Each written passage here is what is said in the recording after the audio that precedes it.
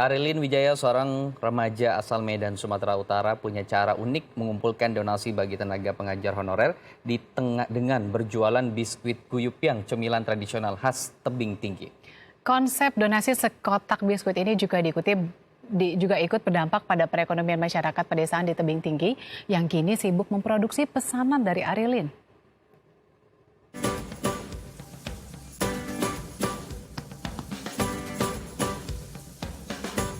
Arilin Wijaya, seorang remaja 13 tahun asal tebing tinggi Sumatera Utara, menjual guyupyang atau biskuit tradisional asal kampung halamannya.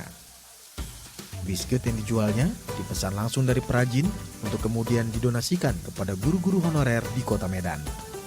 Selain berdonasi, Arilin juga berupaya untuk memperkenalkan kembali sekaligus mendukung usaha kuliner lokal yang mulai terlupakan ini.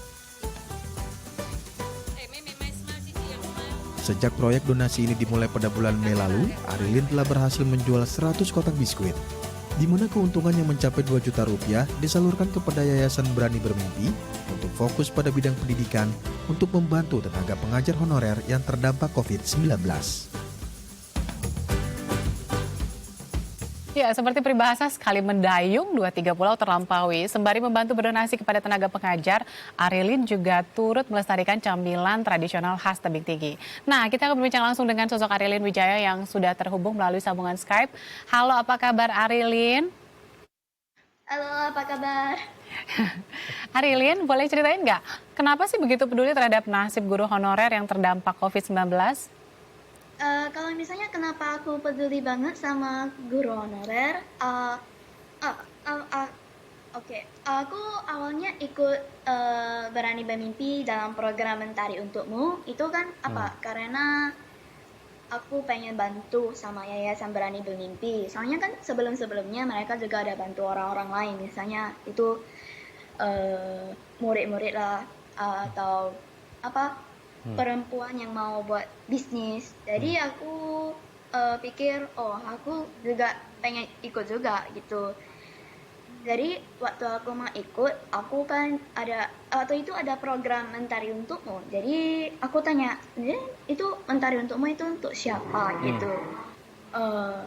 Jadi ya tanteku bilang, untuk guru honorer. Jadi aku sebelum ikut programnya kan aku dulu ada baca komik tentang guru honorer di webtoon gitu. Terus di komik itu kan ada menceritakan itu susahnya dari guru honorer. Jadi aku jadi tahu guru honorer itu susahnya apa gimana bilangnya, struggle-nya gitu. Jadi aku kan ada kesempatan mau bantu guru honorer. Mereka kan di komik itu kan mereka ada cerita, guru honorer itu kadang-kadang itu nggak dapat pendapatan yang cukup. Jadi aku pengen bantu juga. Kalau misalnya aku bisa bantu, kenapa enggak gitu. Baik. Nah, ini kan menarik, biskuitnya sendiri adalah cemilan tradisional khas tebing tinggi gitu ya. Nah, Bisa boleh dicerita nggak sih sebetulnya ini kenapa biskuit, pilihnya itu kenapa ya? pilih ini, terus ini sebetulnya seperti apa sih tekstur dan cemilan ini? Rasanya ya. Karena orang juga masyarakat mungkin belum banyak tahu ya tentang cemilan tradisional ini. Oke, jadi dari cookiesnya ini itu banyak orang dari cookiesnya ini bisa dibilang teksturnya itu agak rapuh. Nah, terus rasanya sih enggak manis ya, enggak manis terlebih banyak sih seperti banyak cookies yang lainnya. Rasanya agak manis campur asin. Gimana ya, bisa balance gitu. Jadi mungkin waktu orang makan kan mereka ekspektasinya itu rasanya manis, tapi ternyata ada asin juga gitu. Jadi, tapi asinnya nggak berlebihan juga, hanya sedikit aja, untuk manisnya nggak terlalu banyak. Bisa dibilang ya cemilannya cocok untuk teh lah. Dan ini menjadi salah satu cemilan favorit kamu dan keluarga di rumah ya? Iya. Ya, terus kenapa pilihnya camilan ini? Karena kan masih banyak yang makanan-makanan lain yang mungkin orang lain lebih familiar gitu. Oh begitu. Aku sih kan aku kan kenal sama yang buat cookiesnya gitu. Jadi dia bilang sama saya, oh ini waktu COVID apa penjualannya agak turun. Jadi mereka bilang mereka cuma bercanda doang. Kamu bantu aku jualan gitu. Aku akhirnya bantu jual juga. Oh gitu. Jadi dari Berarti tadi ya bantu dengar cerita tadi ya, bantu pedagang pedagang pembuatnya UMKM juga juga. ya. Terus habis Iya. itu dijadikan buat konsep donasi. Nah ini juga kayaknya Arilin juga mikirin banget ya, ada packagingnya yang lucu, ada pitanya. Nah ini siapa yang punya ide? Ini awalnya waktu hari pertama idenya di proposal kami langsung brainstorm lah. Saya tentu sama adikku. Jadi kita awalnya mau jual stiker, cuman ya kita printer di rumah nggak bisa print stiker juga. Jadi kita pikir loh, oh kita mau bisa jual apa lagi?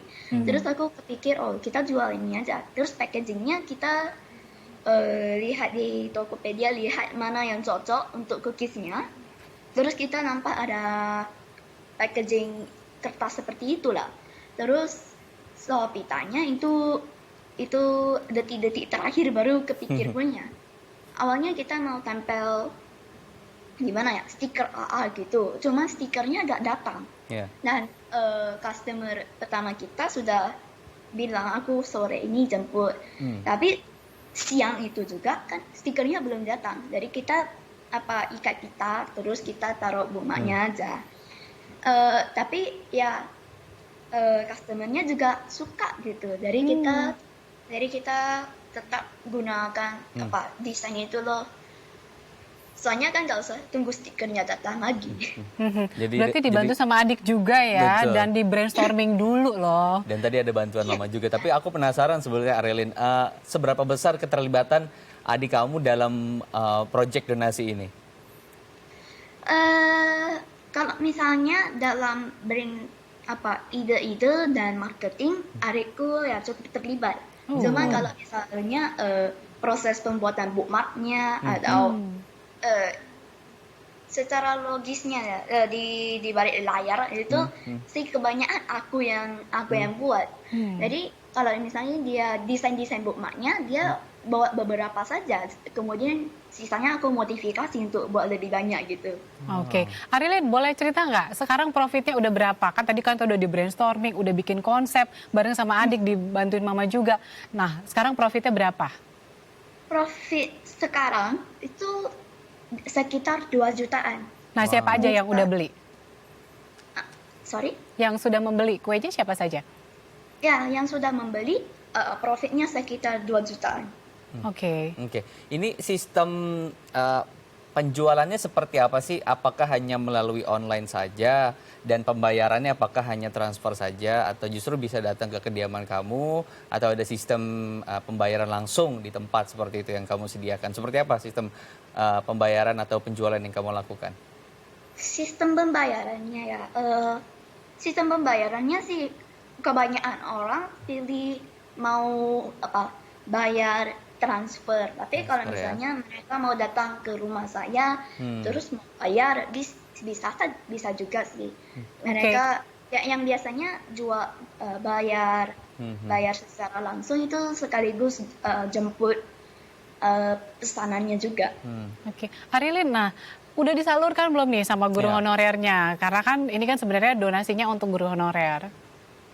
Ya, sekarang sih lagi menantikan. Soalnya, aku baru dapat update donasinya sudah disalurkan ya. Sudah disalurkan.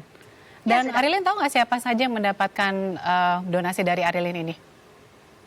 Kita sekarang sih lagi beli sembakonya. Terus baru diberi. Jadi aku belum tahu. Ini disalurkan langsung nanti sama Arilin ke lokasi-lokasi tersebut atau hanya disalurkan ke yayasan yang tadi Arilin sebutkan? Berani Bermimpi. Aku salurkan ke Yayasan Berani Bermimpi, kemudian dari Berani Bermimpi ke guru-gurunya. Oke, Arilin singkat saja. Apa pesan Arilin buat guru honorer yang mungkin menonton atau mungkin nanti akan mendapatkan donasi dari Arilin? Pesan saya ya, saya harap donasi ini bisa bantu kalian. kalian guru-guru honorer itu penting bagi pendidikan Indonesia. Jadi aku harap kalian jangan putus asa. Kalau misalnya pun putus kerja masih ada harapan lagi. So sweet. Ini kita senang banget ya. Kita kayak nonton sama anak kecil yang cerdas, tapi Betul. juga punya rasa sosial yang tinggi. Spiritnya dan semangatnya itu sebetulnya yang harus kita contoh untuk Iya. teman-teman yang dewasa, bahkan juga untuk yang Iya. seusia Arilin. Terima kasih Arilin, salam buat mama dan adiknya ya. Oke. Ya pemirsa, usai jeda kita akan berbincang tentang inspirasi bekal sehat selama beraktivitas di normal baru. Tetap bersama kami di Halo Indonesia.